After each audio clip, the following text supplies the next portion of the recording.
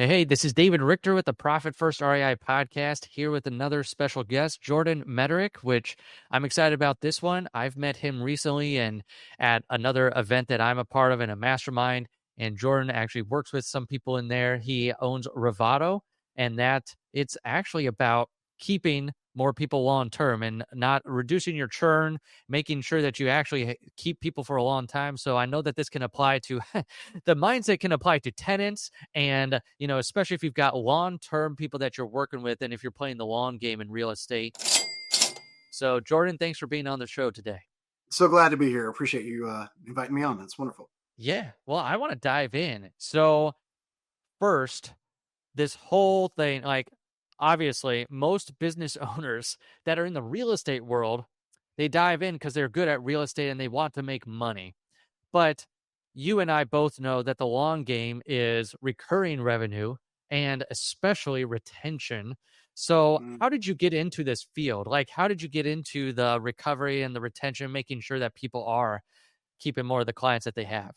Yeah, great question. Well, as my baseline, I have learned throughout my experience that the truest and purest form of business, period, is recurring business. And I always catch some flack for this, but I'll die on this hill. Any type of business that's a one-time transaction is truly a house of cards that could plummet at almost any point in time with any weak link in that chain. So if your bills aren't covered by day one of the month with your recurring revenue, you're really kind of unstable. And so that's for me something that I've always preached for and try to encourage entrepreneurs and business owners to like dive deep into recurring business versus one time, because it just gives you so much stability, so much optionality. And for me, started very early as a kid where I was my dad was a pastor, my mom was a teacher, very financially humble beginnings, family of seven. So, I learned pretty early that we had a great upbringing and all of that, but I realized if I want to get more out of life than maybe I had at that time, I'm going to have to do more. I'm going to have to risk more and be more. So started businesses up by the time I was 8 years old. I was Nice. actually, I learned, like most of us learned little magic tricks when we were like 5 years old. I turned that into a career. So for about 10 years, I was a traveling illusionist and I did shows all over the place for corporate businesses and schools and various events and those types of things. And then that was really my first foray into like one-time revenue. You'd maybe get a repeat customer here and there, but really you're selling yourself every single time. I launched several businesses beyond that, and then every time I would do a one-time business or a one-time sale model of a business, it was always like, man, you're hunting consistently. You eat only what you kill, and there's almost Yeah. no peace. There's no rest for that. Fast forward all the way to a couple of years ago, I built a sales funnel builder platform on WordPress. So it was, if you imagine like ClickFunnels on WordPress, and I knew I wanted to exit that. The big challenge came when I was getting all these offers, but then throughout due diligence, various things happened that my churn was eating away at my recurring revenue. So I built up a nice bucket of MRR, which had some enterprise value in a very, very competitive space. Certainly, if you're kind of going against the sales funnel kings in the market, right? And competing with them, it's a tough space. But we had a healthy business, and some of these offers, like as things were going down towards the exit, the churn started eating away, and I was using every tool, every software, every tactic I could to try to like figure out how to reduce the churn to increase the growth profile for the best possible exit. And it was like David, like the most stressful 18 months of my life. We had Mm, 4 or 5 deals completely fall through, 15 pounds of stress weight. My family like didn't even like me at that point. I wasn't sleeping. It was awful. And all just because of this nature of trying to reach this goal, but with this big, nasty devil behind me, which was churn, eating away at this potentially life-changing exit that I was looking for. So was able to finally exit that by implementing some strategies, and then kind of escalated those strategies into an actual productized service, which we now have as Revatto. Because I realized if founders trying to exit are going through what I did, I never want anyone. I wouldn't wish that on my worst enemies, to go through that amount of stress and anguish. And obviously, there's 30 layers below what I just described. But I knew that retention really is the lifeblood. It is the driver of enterprise value. It is the multiplication factor if you're trying to exit. And frankly, your retention strategies, that is how you maintain a profit first position in the market. If all your numbers are upside down and you're going negative, you're going to start to drown. So for us, we realize retention is critical, paying attention to churn and turning that from a negative into a positive is probably one of the greatest things that business owners can focus on. Yeah, no, and I like that. It sounds like this what company was born out of a good but very stressful situation. So like you were able to sell eventually, but it forced you to create some systems and processes along the way that you now turned into the business that you own. And it sounds like this is what your business does all the time now is helping those customers keep their customers for longer to be able to sell in the future if they want to. And that definitely boosts up their sell, their saleability, correct? From what Yes, I'm gathering. my favorite story actually just happened at the point of this recording, but on May 13th, we installed into this 24-year-old. It's just an astounding story. Not everyone's going to be like this, but this was pretty cool. He had about like a 50 to 60% monthly churn. He was getting a ton of new customers, but a massive churn profile. So investors weren't willing to touch it. We were able to install on about May 13th of this year. And over about 4 months, we were able to reduce that churn profile pretty significantly. You can just see the charts. It falls right off of a cliff through various strategies, both technological, but also, our recovery efforts for recovering failed revenue. It's very human driven. So we're having communications with the actual customers to help them win back to the product. So that helps with LTV and kind of the emotional sentiment around the product.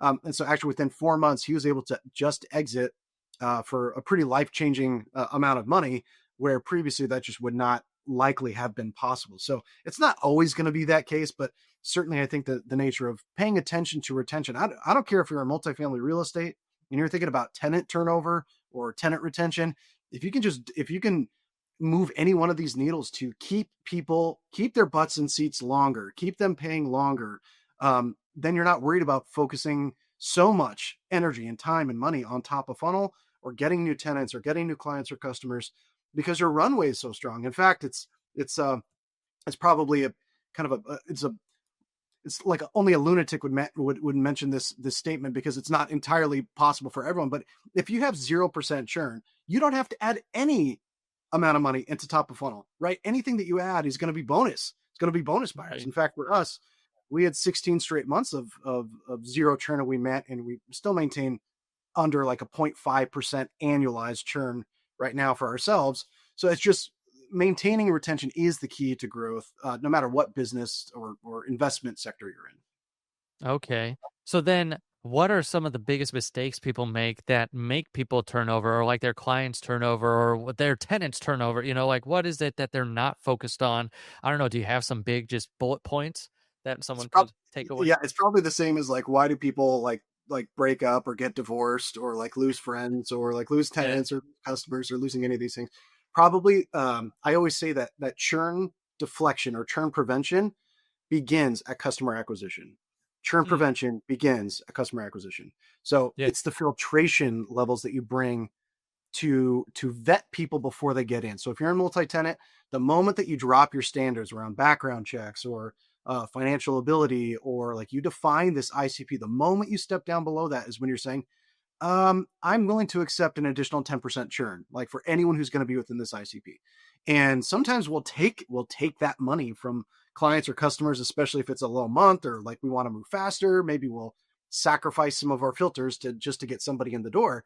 But then you're inviting problems in, where you might have 2 to 3 times the amount of turnover or churn by decreasing or lowering the standards. So I always say keep your castle walls high, and just open that gate for the people who are the perfect person to come and join you in that castle. And I've done a real estate as well, and it only takes one really bad tenant to ruin the profitability of the portfolio. And often that happens when there's a mistake being made when someone comes into the infrastructure. So we always talk about product market fit, but where people get this wrong is they say, I need to develop a product that will get people to buy it, right? Like we want the money, we want the sales, we want the clients. Let's build something that they're going to pay for. Yeah. Reverse architect that and say, who's the very best client that we want, and architect that person around what it is that we offer, and to make those two things match. Not that we're willing to take money from anyone, because that's expensive money, and expensive money is going to make you go broke pretty quick. So it Right. always starts at the beginning with filtration. Step two, really, I always say you have one payment cycle to get a result. So if you have like a monthly, maybe a retainer or like a low ticket SaaS, doing whatever it is that you're doing, You have 1 month to give a great experience, or at least a microscopic version of the end result that they're looking for before their second payment hits. So the mastermind that you and I are both in, they do a phenomenal job during your first month of they're introducing you to people, they're welcoming you in, they're sending you swag, they're saying happy birthday to you, they welcome you to the group, they connect you with all these cool people. That right there is probably a 10x driver towards retention for them than almost any other lever. And so whenever you acquire a new tenant, new customer, client, whatever, that's not where the sales funnel ends. That's really that's where the marketing funnel ends, but the sales funnel, the retention funnel really begins at the point of acquisition, because now you've got a lifelong client and customer that you can continue to sell to for life. And that's powerful when you start to think about first filtration, and then as you move down the line to get people fast results, wow them up front, the surprise and wow. And then third, it's really, I think, which we don't need to dive into deep, it's just this nature of a quantified and qualified based ascension model. So instead of thinking about like a menu of all of your products where people could jump into any one, they can often maybe misrepresent themselves, or they buy the wrong thing. If a customer can self-select to buy the wrong thing, they're going to churn. So you have to expect that. So those filters carry on throughout your ascension model, where they should start here and go all the way up to here versus jumping all around to these various positions. So that's my perspective as far as like a super high level overview of retention overall. How would a landlord retain a tenant then if they're coming in and it's not like an upsell? Or are there upsells, or are there things that you've seen, or are there things that they could do in order, like you say, like once you've got that tenant and they're in the door and let's say you haven't lowered your standards, and so you've at least get that hurdle, and now they're there in the property, is there a way to keep them longer term if you got like your perfect tenant in place now? Great question. It's a tenant, if it's like an annualized agreement, there's still ways to surprise and wow people. I think just my own opinion, I think too many real estate investors think that like people owe it to them to be there, right? It's like, I've got the property, I'm the gold, I'm the seller, right? That kind of mindset. If you switch that a bit and you have a retention focused mindset, whenever a new tenant comes in, you're going to bend over backwards. What if you help them to move their utilities over? What if there's a beautiful, like valuable welcome basket when they come in that's personalized to them? What if you get the names, birthdays of them and all of their kids? You find out their dog's name, and you've got like a doggy basket or something for them. You've got like, hey, there's like, look around here. I'm going to check in about a week. What's going on that you see? I'm going to check in to see if there's anything that you guys need adjusted or changed. Maybe it's an additional carpet cleaning or fresh paint, or like, hey, there's just kind of like the surprise and wow, the wink wink kind of thing, which is like, hey, if any tenants, or say it's an apartment complex, if any tenants are causing you guys any problem, I want you guys to have a great experience here. So here's my personal cell phone. You call me anytime that you need that. I guarantee you they're never going to call you, like maybe once. When we give this, like, it's the same thing as refunds. If you give this like Zappos did this super well, this disgustingly huge, completely obtuse refund policy, or like open window, this open door of like anything you need, anytime, here's the path. People never end up using it because they know they certainly don't abuse it on average. So that's the surprise and wow. They're not going to get anywhere else. So like, imagine as an investor, and every tenant that comes in, you want them to be like in tears by how welcome they feel in your property, how loved and supported. And even when things go south, if they miss a payment, almost everyone is too hardcore about this stuff. We do failed payment recovery and all that. And it's like, every time we give people grace and just a little bit of forgiveness and then like an extension, and it's like, let's help you out. How can I help you get back on track? What can I navigate for you? Almost every time those people come back thanking us, like sometimes very emotionally, for just the extra grace that they needed during a difficult time. And like, think how long you're going to keep them beyond that, and how many dozens of people they're going to tell that story to out in the world.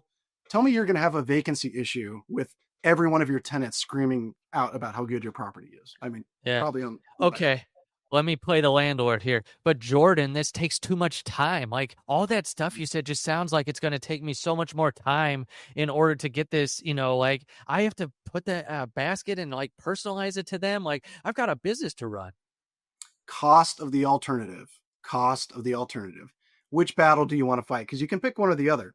You can have the really good positive conversations and wow and surprise people and treat them the way that you want to be treated, and go above and beyond there, to very, very, very likely circumvent the pain that you're going to have during turnover.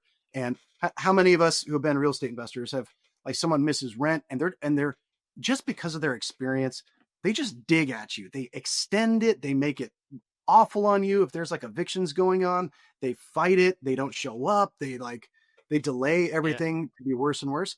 They're being vindictive on purpose. They might just be a vindictive person. Sure, that's possible, but that's a filtration issue, right? So if we Yeah. dealt with that in Yeah. front and we gave them a wow experience, you can pick which one. Which time do you want to do the really negative growth side of continual turnover and like fighting people for the money that they owe you, or surprise and wow and watch the law of reciprocity come back to you when suddenly something goes wrong, and they don't just like completely destroy you. They're kind and they're receptive and more gracious to you in the same way. But the onus of responsibility is on you to kick that off in the relationship in that way, I think.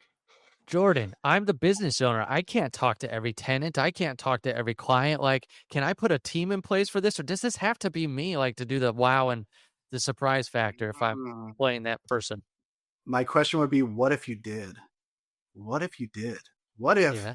the pyramid of business, right, where the CEO's at the top, is Yeah. not this apex? What if it's a circle, and when the person at the top, they're just right beneath the clients and customers who are just above them, right? What if it's a circle?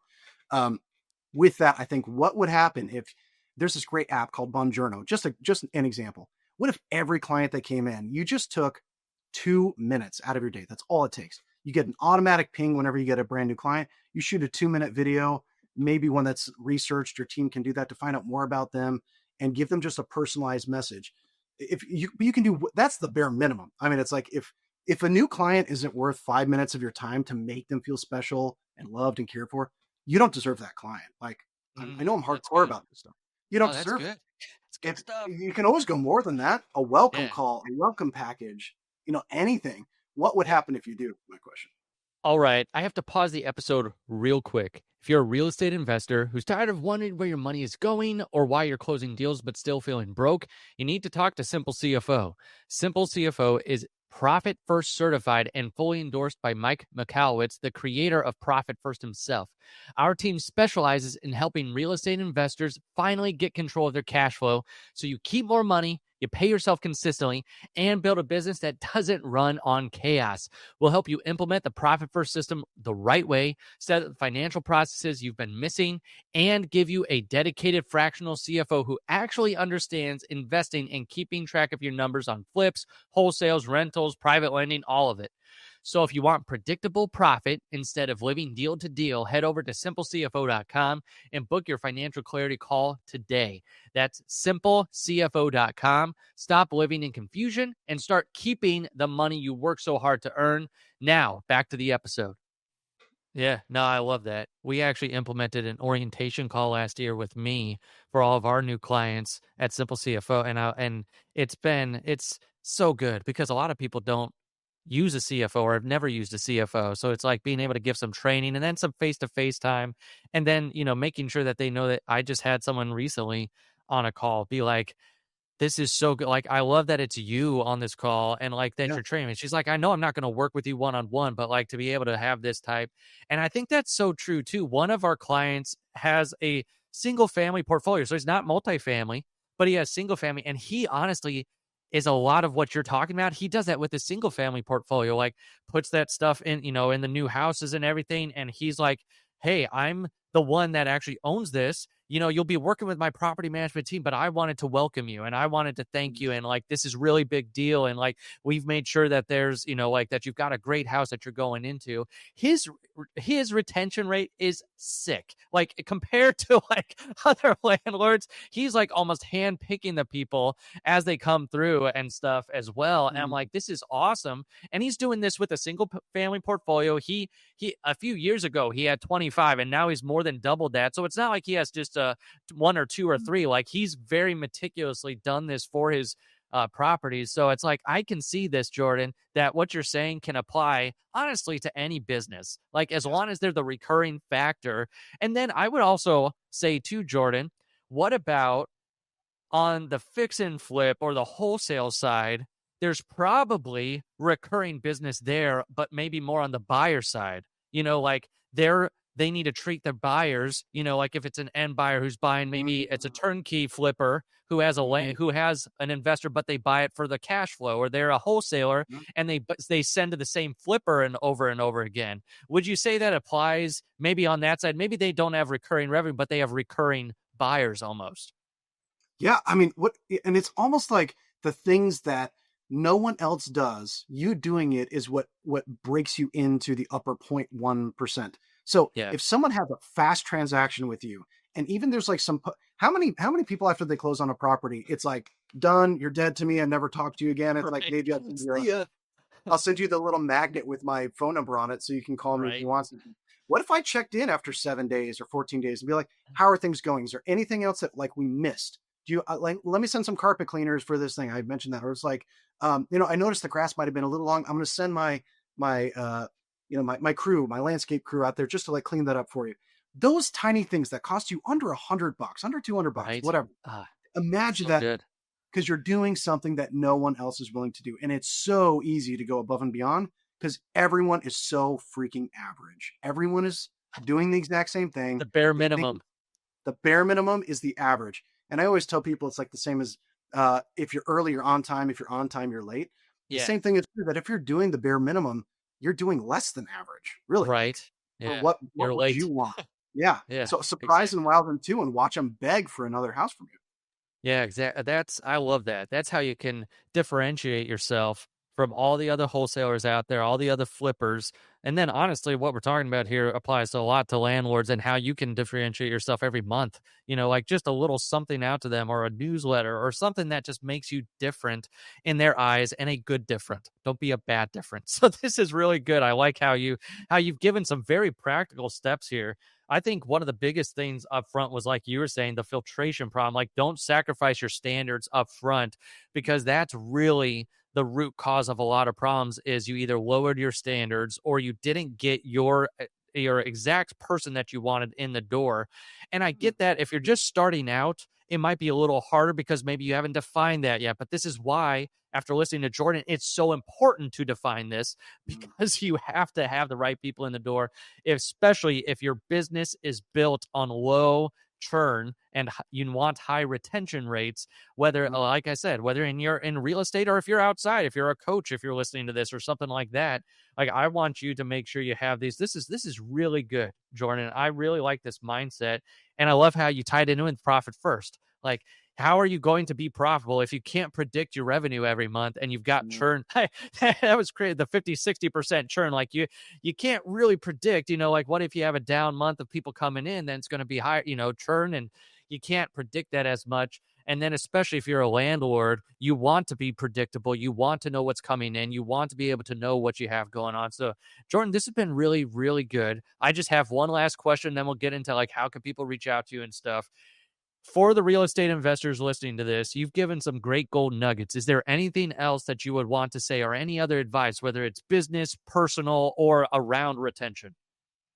Boy, there's probably a lot. I just always love to leave it on more of a altruistic note, but I always want to encourage people to think there's a lot of hustle culture out there. There's a lot of business bros. There's a Yes. lot of hustle at any cost, and I just think, man, you can't take it with you. And I remind myself of that often. Anytime I start to sacrifice what I want for what I really don't want, or for things that don't matter. Sacrificing what matters for what doesn't matter is just really dumb. So you may have $1 billion dreams, and that's great. You may not, and that's great. But you have to consider all of it's monopoly money. These are just assets. You are a steward. You've been entrusted with assets to be a steward, and how you do that will be how you steward those assets. It's how you're going to be given more opportunity, right? And how you treat people and treat those assets.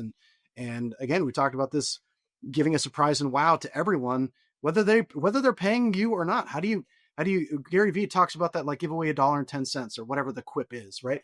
That's like giving away value to people who even aren't giving anything back to you. the world, the universe, God, whatever you subscribe to, it always comes back to you. But I think while we're here, we can treat people well. We can still do great business. We can still be extremely profitable, and we can have a massive amount of profit first. And still, I think that comes by being good and honest and integrous, and sticking to our word. And I love the surprise and wow in every interaction that we can provide is that's wise words from my view. Yeah. So Jordan, what he just told you, if you're listening to this, I mean, if you're especially in the real estate investing space, people talk. So I mean, if you're going to go out there and you're going to hurt someone, your name's going to be out there and you're going to be known not to work with this person. So you have that working against you. But then if you take what Jordan said and actually say, I'm not just going to do the bare minimum or not just like hurt people, but I'm going to go on the other side and do something good. It's like this is how you get the business that you really want and love. And that's really what we're all about, making sure you have the profitability to do what you love. And how do you do that? You put good out there and you help people and you go above and beyond, which, like Jordan said, is so much easier nowadays because no one goes above and beyond. They're all just doing the bare minimum. And that's where I want you to be able to have that business that you love. Jordan, I thought that was great advice. And just to recap again, number one, don't sacrifice your standards. I thought that was one of the best things because churn begins when they get onboarded or like at that acquisition point or like when you start that relationship. That's when churn begins. If you're not, especially if you're not going to treat them well, then that churn they're already thinking about. And then building that business around that retention framework and that mindset. Or I love what you said, the reverse, like reverse psychology or the reverse engine of like making sure, reverse engineer, that's what I'm trying to say. Making sure that you would begin with the end in mind with them. Like, how do I want to make sure that they have the best experience, not just today, but like that they're here 12 months from now. And like, what are the things that I could be dripping in and with them that whole time? And I did like how you were, especially if you bought a subscription and it's like you have that 1 month, like you've got 1 month to be able to impress them and wow them. But I also think that goes with tenants too. It's like that Yeah. first, what he was saying, when they first get in the door, what are they seeing? What was that interaction? If there was an issue within the first 30 days, especially, how did you train them of how you're going to respond to those issues, especially if they're legitimate issues that came up right in those first 30 days. So I really like that. And then he said over and over again, surprise and wow. Where can you surprise and wow? I think Disney called, plussing his parks and plussing everything that he did. It's like, how do you surprise and wow that person that gets in the door no matter what business you have? Jordan, this was awesome. I took a lot of notes. I took a full page of notes here just from that interview. So then how can people get a hold of you? What's the best website? Is it just at revatto.com or is there somewhere else? Or do you want them to follow you? I'm going to put Revatto on there, but is there anywhere else that you'd like to send them? Yeah. So Revatto, we do just a tiny plug, but I guess I get that most people here are real estate professionals, but specifically for coaching programs, memberships, SaaS platforms, any kind of recurring billing, all the way from $5 a month to $5,000 a month.